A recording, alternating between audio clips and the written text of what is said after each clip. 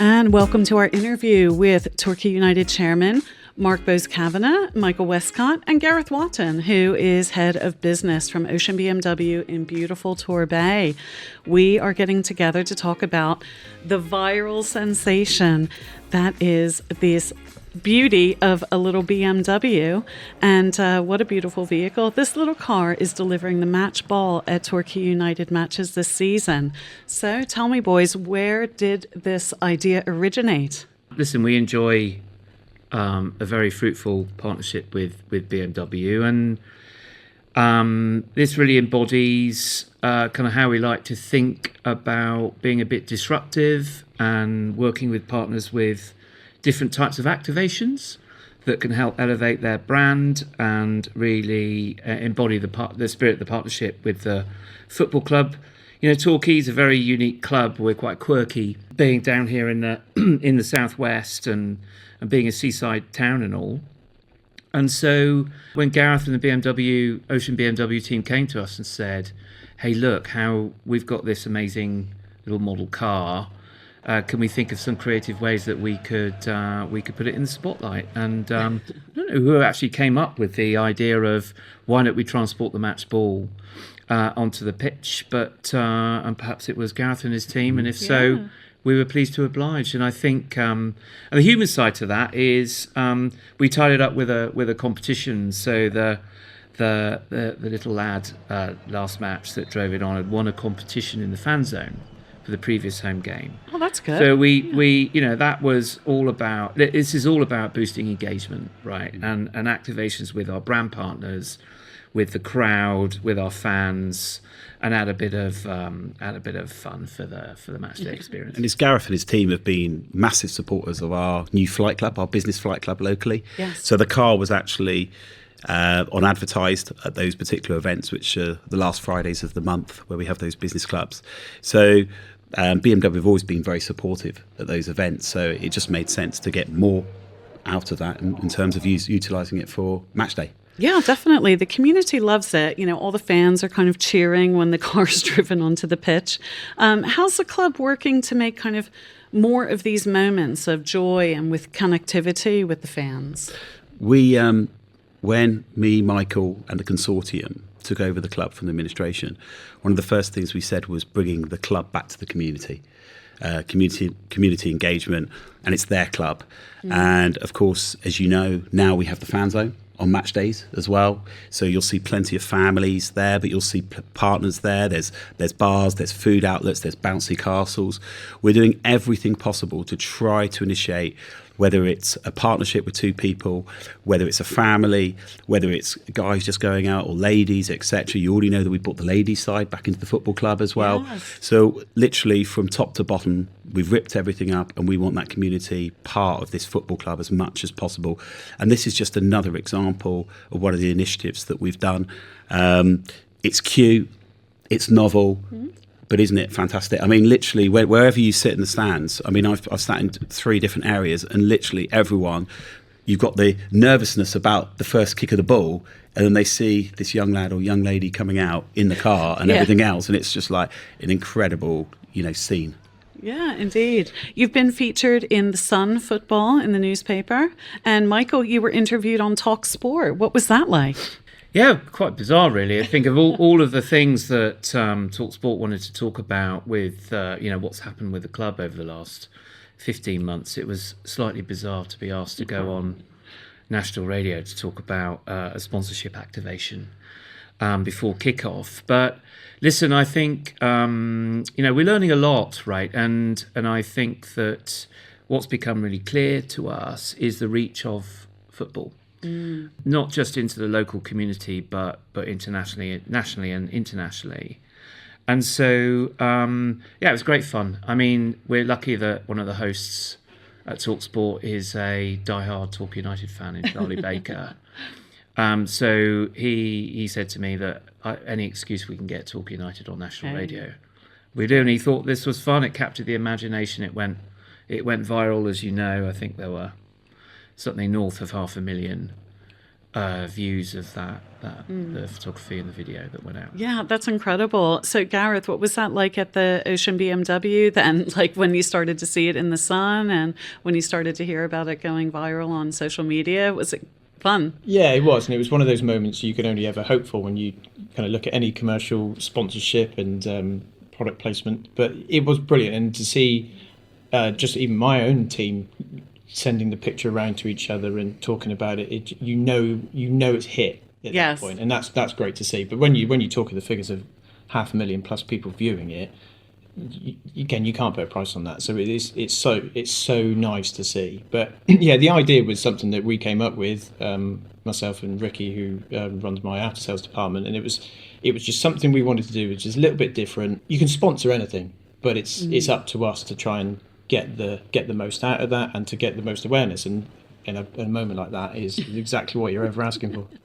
Yeah, that's brilliant. And I think from Gareth and his team have been really smart about how they leverage the platform of the football club, because compared to the size of the business, the reach of this particular business, the Torquay United brand, is disproportionate to the size of the business. Do you know what I mean? Yes. And so, a lot of local businesses could work for years to try and get that kind of reach. And we understand the power of football and its reach into the community. And so I'm hoping this might lead to a lot of other of our partners who might come to us and say, can we think out of the box? Can we do something a bit different? Can we do something a bit disruptive? That can not only engage our local fan base of Torquay United fans, but beyond that. And I think that we've done that in this instance. And it's made us come alive in terms of thinking about how we could be creative with other brands and really extend our reach, because it's a virtuous circle. Because the more we can capture the imagination in different parts of the community, whether it's the consumer community, whether it's kids, whether it's families, or whether it's other B2B, other commercial businesses. So what is your message to people that are listening today, but they're not Torquay fans yet? What would your message be to them? I think the most important thing is, when we took over the club as well, we wanted it to be a match day experience. So not just come in at 2:00, see the game and go home. There's loads of different events that are going on in terms of the fan zone. We've got football on in the bars and things like that. We have bands that play after the game. Great. We have something for all types of people to come. It's a full day out, and everyone's really, really enjoying it. In some ways, it sounds a little bit ridiculous, but football's almost secondary to the community spirit and getting everyone involved in their football club. Obviously, we want success on the pitch, but it's just so nice to see all different kinds of people who've been here from years ago coming back. And I would strongly advise people, come down, try us out. There's something for everybody here at the football club, and we would welcome them. No, We're that's coming good. to football games, and we knew that. My granddad brought me as a 3-4-year-old. And at that age, you take those memories through life. And usually, as a kid, if you come once and then twice, you're a fan for life. Yes. And you kind of embed that, and that's what brands try to do as well. Is get people young, right, and get them loyal to the brands. And I just say that we're trying to curate an experience for fans of all ages. To come and try us, because on a value for money basis, is the family can come here for 3 hours on a Saturday, and the kids can have great fun in the fan zone. You get to watch a super competitive football match, be around the whole community that generally in good voice and high spirits, and it becomes a real binding movement, if you like, of being, it's an identifiable community club that everybody of all ages, whatever walks of life, can get behind, and it's for everyone. And that's what we're trying to do here, is to make it super inclusive and make it a fun day out as well. Yeah, that's wonderful. You talked about trying to reach young people. What do you think, Gareth? Are you going to have some of these models in your showroom? You're going to get some young drivers out there. Yeah. And that's the thing. I think it's gone down really well. But you can see when this is actually used on the actual match day. You can see the excitement of the families involved, and just those proud moments that they're getting. It's just brilliant. So yeah, I'd imagine there'll be a few of these sold in the next few months. Yeah, certainly around Christmas, I can see them appearing in certain people's lounges. I hope so, right? So yeah, you've been a sponsor of Torquay United for a few years now. Has it been a few Yes, years? this is our second season involved, and as soon as obviously the club ownership changed, we knew it was something we wanted to be involved in. Yes. And reached out. And to back up what Mark and Michael have said, it is more than the club, and the community part of it is huge, and that's something that we've always looked at from our business point of view, is that we are different, and that we do spend an awful lot of time working with the local community, and that value, I think, represents us really, really well, but also represents the club. And yeah, it's got huge importance, I think, for the wider Torquay area. What's it like kind of being in partnership with a club like TUFC? Oh, it's brilliant, because it's certainly on that a wave at the minute, and the excitement and the positivity behind the club is well, you just haven't seen that for such a long time, and I think it's really important. So the more people that kind of get behind it and just come through the turnstiles each match day is a huge help. Yeah, that's great. So community, collaboration, innovation, and disruption, we've heard a bit. That's all real hallmarks of your new governance, your new trust, Bryn Consortium, right? Yeah. So where do you see your commitment to kind of collaboration and creativity heading from here? Anyone?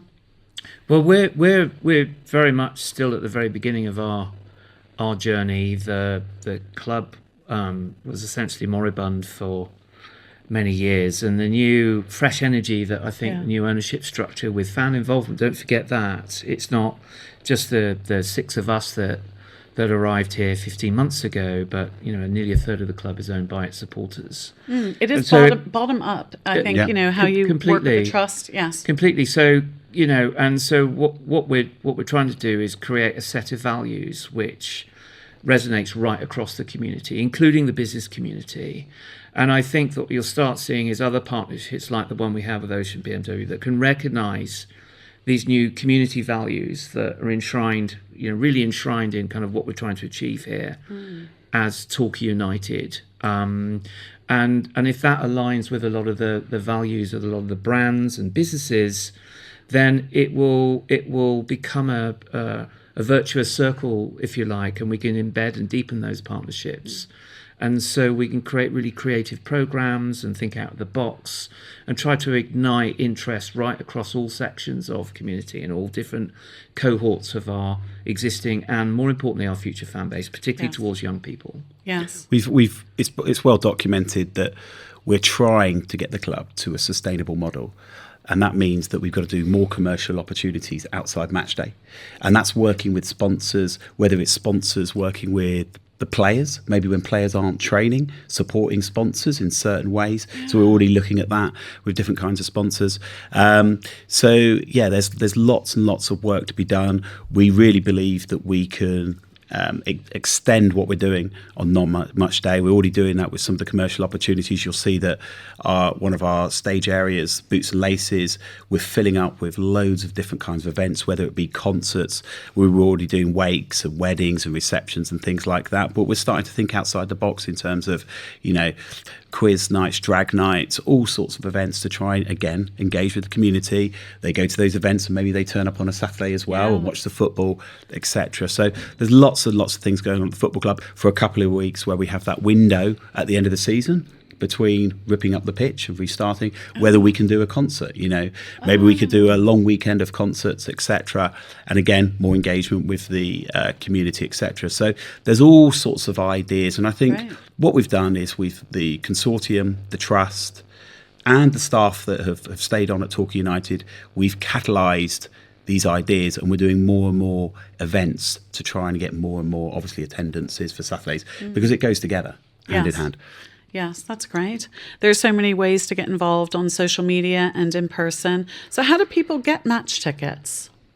Well, first port of call is the club's website, torquayunited.com. We've just had a new website launch actually in the last week. Oh. So there's a very different look and feel, and it's a lot more user-friendly. And there'll be additional functionality coming to that website and new content.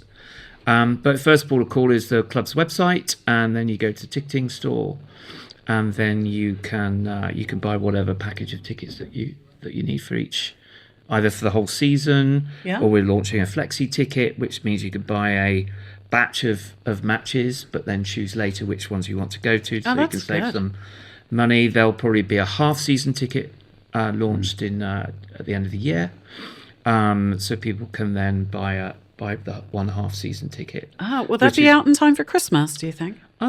It's around about there, yeah. Yeah, oh, around good. about there. Nice. So we should be, we generally halfway through the season, around about Christmas time. So yeah, that's first port of call, torquayunited.com. Okay, great. Well, we'll have to check out the new website. Thank you so much for joining me today, Michael Westcott, Mark Bose-Kavanagh, and Gareth Watton from Ocean BMW. Thank you. Thanks for Pleasure. having us. Thank you. Cheers.